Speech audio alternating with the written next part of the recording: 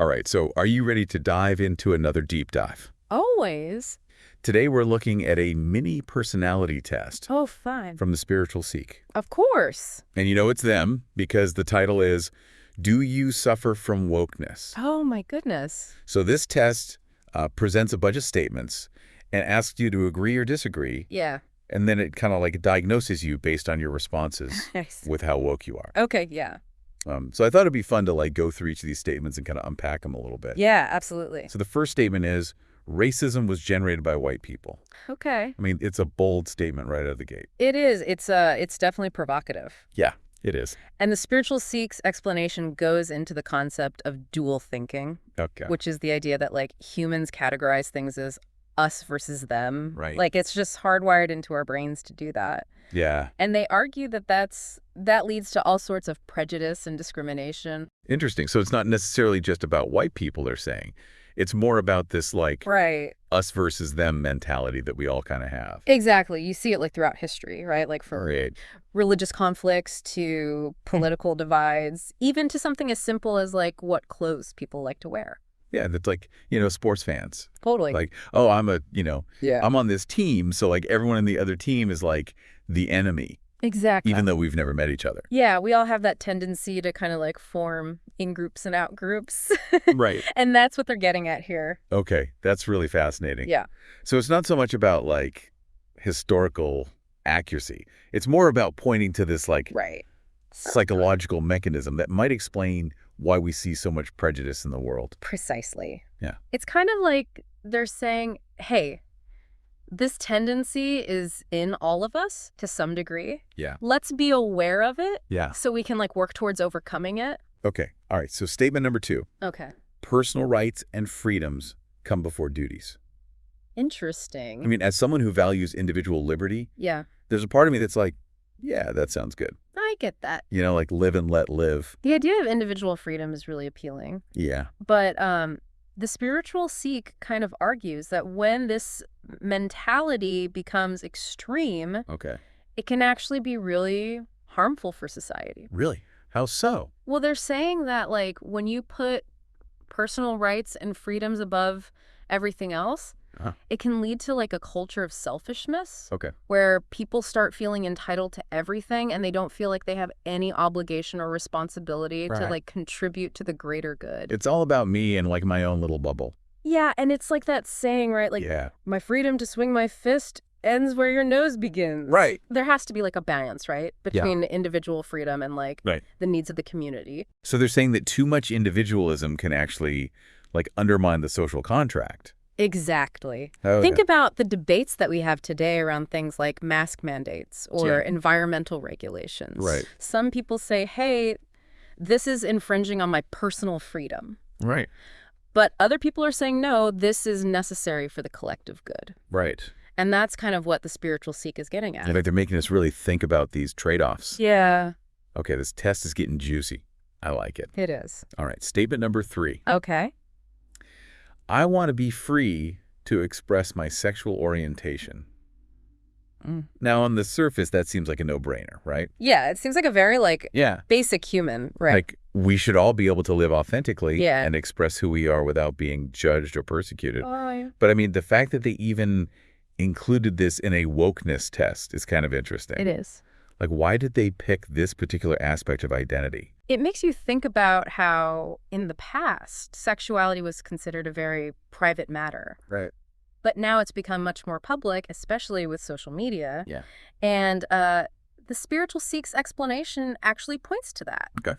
They say that, like, this increased openness has led to greater acceptance for a lot of people, Hmm. but it's also created new challenges. What kind of challenges? Well, they seem to be concerned that this intense focus on sexual orientation could actually lead to more division Okay. rather than unity. Interesting. Like, it's important to celebrate our differences, yeah. but it's also important to remember the things that we have in common right. as human beings, regardless of our sexual preferences. So it's like, don't let your identity become your whole personality. Yeah, find that balance between celebrating who you are as an individual, Right. but also recognizing our shared humanity. Okay, that's an interesting point. Yeah, it is. All right, well, I'm very curious to see what statement number 4 brings. Should we keep going? Yeah, let's do it. Okay. Okay, so statement number 4 is minorities should always be protected and preserved. Hmm. That's a tricky one. Yeah. I mean, on the one hand, it sounds good, right? Like protecting vulnerable groups. Right. But I feel like it could be a little more complicated than that. Yeah, and the spiritual Sikh actually argues that this kind of blanket protectionism can be a problem. Okay. They believe that true equality means that everyone has the same rights and responsibilities, Right. regardless of background. So focusing too much on group identity could actually kind of undermine individual accountability. Exactly. Like someone might not be held responsible for their actions just because they belong to a certain group. Right, and they say that this can actually lead to resentment and division rather than understanding and progress. Instead of like bringing people together, it could push them further apart. Exactly. It's like they're saying, let's focus on treating each other as individuals, Right. not just representatives of our groups. It makes me think about like the debates around affirmative action, where the goal is often to address historical injustices and level the playing field. Yeah. But the spiritual Sikh seems to be saying that might not always be the most effective way to go about it. Right, and this ties into their critique of identity politics. Okay. They're wary of any ideology that prioritizes group identity over individual merit or character. So it's not just about what group you belong to, it's about who you are as a person. Right, they argue that that kind of thinking can lead to a victimhood mentality and Yeah. prevent people from taking responsibility for their own lives. It's like you're saying, instead of focusing on what makes us different, let's focus on what unites us. Yeah, but then the question is, like, how do we acknowledge historical injustices Right. without taking group identity into account? Mm-hmm. Yeah, that's a tough one. It is, and the spiritual Sikh doesn't really offer any easy answers. Right. They seem to be more interested in just making us think critically about these issues. Yeah, getting us to wrestle with those complexities. Exactly. Okay, so statement number 4 definitely got the wheels turning. It did. Now let's see what statement number 5 has in store for us. All right, it says, Black people are disadvantaged and need to be supported. Whoa. Okay, this one feels especially sensitive. It is, and it's likely to bring up some strong emotions. Yeah, for sure. We got to approach this one carefully. Absolutely. Yeah. So what does the spiritual Sikh have to say about this? Well, they actually argue that this viewpoint is inherently racist Really? because it implies that Black people are somehow less capable Wow. and in need of special help to succeed. So even well-intentioned efforts to help could be seen as perpetuating harmful stereotypes. Exactly.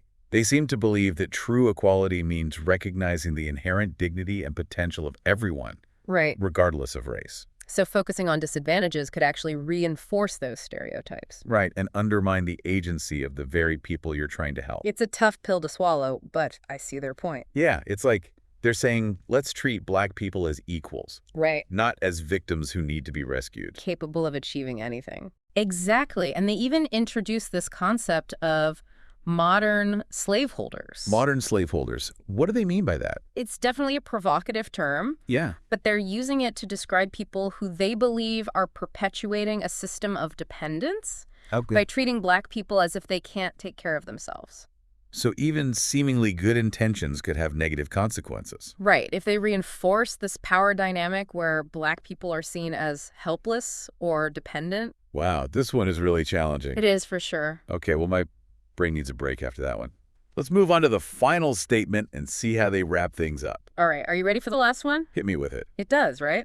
Yeah. So we've gone through this whole mini personality test. What do you think?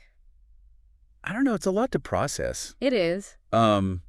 I think they make some good points. Yeah. You know, like the whole thing about the us versus them thinking, and how important it is to be aware of that, Yeah. and the potential downsides of, you know, prioritizing individual rights above everything else, Yeah. and the complexities of identity politics. Like those are all important things to think about. They are. But at the same time, I also feel like they're oversimplifying some pretty complex issues, I get that.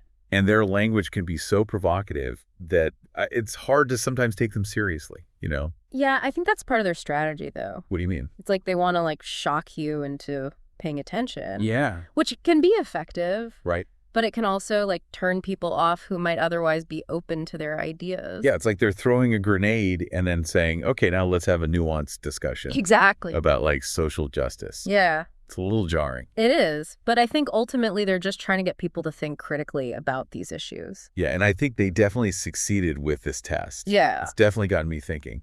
What are some of the things that have been going through your mind as you've been reading these statements? Well, I mean, just this whole idea of like individual responsibility versus social justice. And how do we balance those two things? It's a tough one.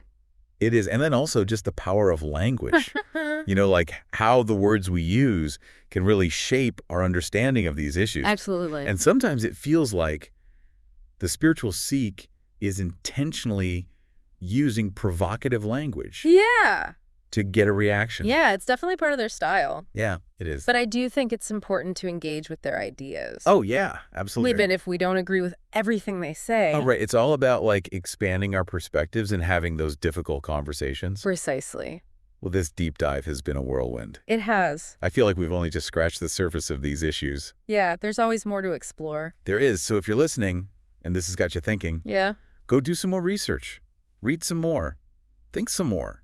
Talk to your friends. Yeah, have those conversations. Because the world needs more people who are willing to grapple with these complex questions. I completely agree. Well, that's it for today's deep dive. Until next time. We'll see you next time.